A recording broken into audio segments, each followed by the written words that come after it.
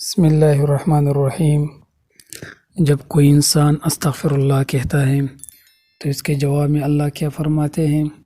استغفر اللہ پڑھتے وقت بندے کے ساتھ کیا ہوتا ہے کہ آپ یہ غلطی تو نہیں کرتے؟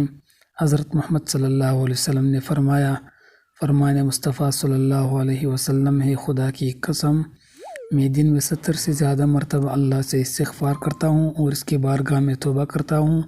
بہت سارے لوگوں کی زبان پر استغفر اللہ کے الفاظ ہوا کرتے ہیں۔ کوئی غلط بات ہوئی تو انہوں نے استغفر اللہ پڑھا تو لوگ استغفر اللہ کہنے کے عادی ہو جاتے ہیں۔ استغفر اللہ کا مطلب ہے کہ اللہ تو ہمیں بخش دے۔ صرف استغفر اللہ کے دینے سے آپ کی توبہ قبول نہیں ہوتی، کیونکہ استغفر اللہ عام طور سے جو لوگ بولتے ہیں وہ ان کی زبان پر رٹے ہوئے الفاظ ہیں، تو بس وہ استغفر اللہ ان کی عادت میں ہے۔ تو عادت میں ہونے کی وجہ سے اگر کوئی استغفر اللہ بول رہا ہے تو اس سے اس گناہوں کی بخشش نہیں ہوگی۔ آپ صلی اللہ علیہ وسلم نے فرمایا، گناہوں پر شرمندہ ہونا توبہ ہے، اور جب کوئی انسان اللہ کی بارگاہ میں توبہ کرتا ہے تو اللہ تعالیٰ 7ویں آسمان سے پہلے آسمان پر آ کر ایک خاص نگاہ ڈالتا ہے، ایک توجہ فرماتا ہے اور بندے سے کہتا ہے، میرے بندے آؤ، میں کب سے تیرے انتظار میں تھا، لوٹ آؤ اپنے رب کی مرضی کی طرف، لوٹ آؤ اپنے رب کی مغفرت کی طرف۔ یہ جگہ اللہ فرماتا ہے، لوگوں ایسی جنت کی طرف دوڑو جس کی چوڑائی اور لمبائی آسمان و زمین کے برابر ہے، اور اپنے رب کی مغفرت کی طرف دوڑو۔ تو اس لیے جب کوئی بندہ اللہ تعالیٰ کے سامنے توبہ کرتا ہے یا استغفر اللہ پڑھتا ہے تو اللہ تعالیٰ 70 مرتبہ جواب میں اس کو لبیک کہتا ہے۔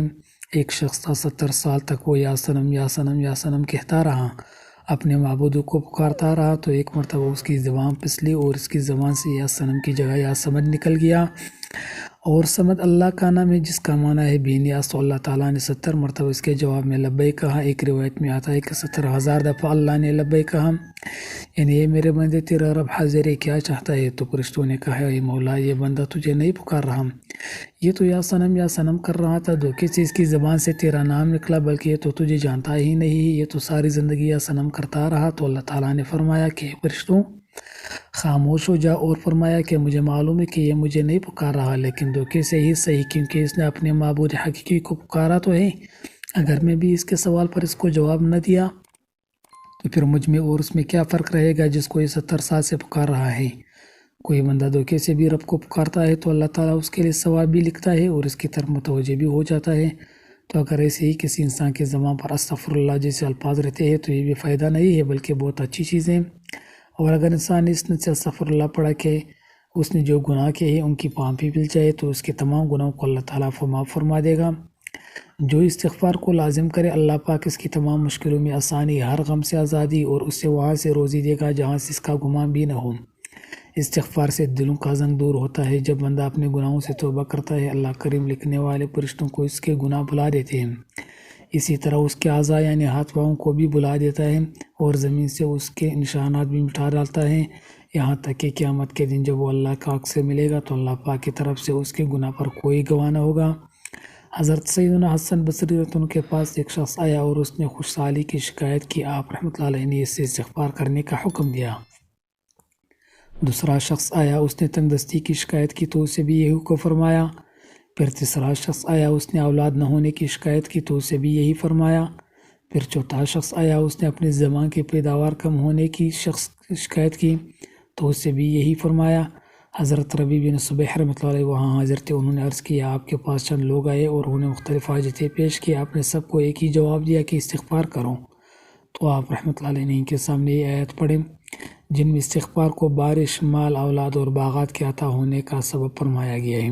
ترجمہ کنز الایمان۔ تو اس آیت کا ترجمہ یہ ہے، میں نے کہا اپنے رب سے معافی مانگو، بے شک وہ بڑا معاف کرنے والا ہے، تم پر موسلا دھار بارش بھیجے گا اور مال اور بیٹوں سے تمہاری مدد کرے گا اور تمہارے لیے باغ بنا دے گا اور تمہارے لیے نہریں بنائے گا۔ بندہ کسی گناہ کو اللہ تعالیٰ کی نافرمانی جان کر اس کے کرنے پر شرمندہ ہوتے ہوئے رب سے معافی مانگے اور آئندہ کے لیے اس گناہ سے بچنے کا پکا ارادہ کرے اور اس گناہ کی تلافی کے لیے کوشش کرے، مثلا نماز قضا کی تھی تو اب ادا بھی کرے، چوری کی تھی یا رشوت لی تھی تو بعد توبہ وہ مال اصل مالک ہے اس کے ورثاء کو واپس کرے یا معاف کروا لے، اور اگر اصل مالک یا ورثاء نہ ملے تو ان کی طرف سے رائے خدا میں اسنت سے صدقہ کر دیں کہ وہ لوگ جب ملے اور صدقہ کرنے اور راضی نہ ہو تو اپنے پاس سے انہیں واپس دوں گا۔ توبہ و استغفار کی تمام تر اہمیت اور فضائل کے باوجود بعض بدنصیب نفس و شیطان کے بہکاوے میں آ کر توبہ و استغفار کرنے میں ٹال مٹول سے کام لیتے ہیں۔ توبہ کا موقع ملنا بھی بہت بڑی سعادت کی بات ہے۔ بہت سے لوگوں کو توبہ کا موقع بھی نہیں ملتا اور وہ بغیر توبہ کیے اس دار پانی سے چلے جاتے ہیں۔ موت کا کوئی بھروسہ نہیں، اس لیے ہمیں بھی بکثرت توبہ و استغفار کرنی چاہیے۔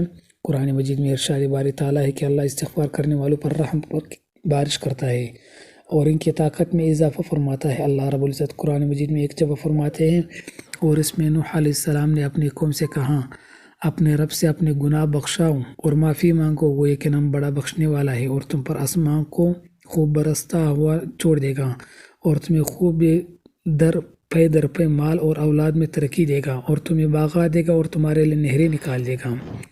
استغفار اللہ کے خوشنودی کا سب سے بڑا ذریعہ ہے۔ ایک حدیث مبارک ہے کہ اللہ پاک توبہ کرنے والے بندے سے اس شخص سے بھی زیادہ خوش ہوتے ہیں جس نے اپنا گم شدہ اونٹ پا لیا ہو۔ ہم لوگوں کو ہر وقت استغفار اللہ کے کی عادت ڈالنی چاہیے۔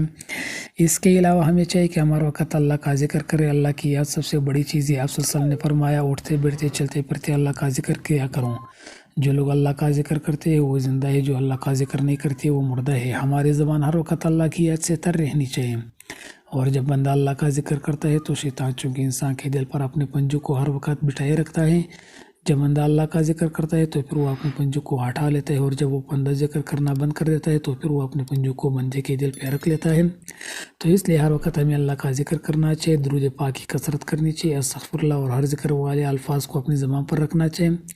اللہ پاک سے دعا ہے کہ ہمیں گناہوں سے بچنے اور سچی توبہ کی توفیق عطا فرمائے، آمین۔